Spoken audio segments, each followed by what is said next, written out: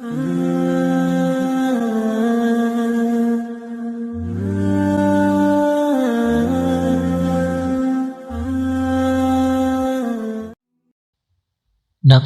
کہتی ہے کہ اگر آپ خوابوں میں اٹھتے ہیں تو آپ تخلیقی صلاحیتوں کے مالک ہیں۔ جب کوئی آپ کو یاد کرتا ہے تو اس کے 80% امکانات ہوتے ہیں کہ وہ آپ کے خوابوں میں نظر آئیں گے۔ جاگتے ہوئے آپ کے 80% خواب خفیہ پیغامات پر مشتمل ہوتے ہیں۔ سائنسدانوں نے دریافت کیا کہ اچھی طرح سے آرام کرنے والوں کا چہرہ نیند سے محروم لوگوں سے زیادہ جوان اور پرکشش لگتا ہے۔ خواب دیکھنا بری یادوں کے اثرات کو کم کرنے میں مدد کرتا ہے۔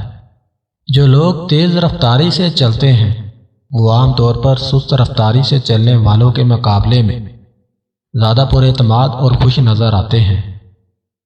جب آپ کا کوئی جاننے والا آپ کے خوابوں میں نظر آتا ہے تو اس شخص نے سونے سے پہلے آپ کے بارے میں سوچا ہوگا۔ مسلسل نیند میں کسی کے بارے میں خواب دیکھنا اس بات کی نشاندہی کر سکتا ہے کہ وہ در حقیقت آپ کو بھی یاد کر رہا ہے۔ آپ خواب دیکھتے ہوئے پڑھ نہیں سکتے یا وقت بتا نہیں سکتے۔ نفسیات کے مطابق رات کو نیند نہ آنے کا مطلب ہے کہ آپ کسی کے خواب میں جاگ رہے ہیں۔ روشن خواب زیادہ خیالی اور صوفیانہ تجربہ کرنے کی طرف مائل ہوتے ہیں۔ رات کو زیادہ سوچنے سے سونے کی صلاحیت 85% تک کم ہو جاتی ہے۔ مطالعات سے پتہ چلتا ہے کہ جو لوگ ایک سے زیادہ تکیوں کے ساتھ سوتے ہیں وہ اکثر تنہا اور افسردہ ہوتے ہیں۔